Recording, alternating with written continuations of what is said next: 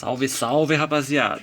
É, galera, a vida de omegueiro não é fácil não, galera. O diferencial tava chiando esse rolamento aqui. Já troquei. É apertado aqui, né, que eu tô no chão. Minha sorte é que eu tenho um jacarezão ali bruto. Monstrão que me ajuda. É apertadinho aqui, mas a gente, com paciência e calma, a gente vai longe. Mais embaçado é esse parafuso aqui, ó, que ele é de pressão. Ele aperta e, nossa, ele arrocha, que arrocha bonito. Agora só montar e ver se vai parar aquele barulho que tava chiando, mas era ele, o rolamento tava, quando eu rodei aqui, ele tava travando. Agora é só montar de novo e correr pro abraço. É nóis, tamo junto e fui.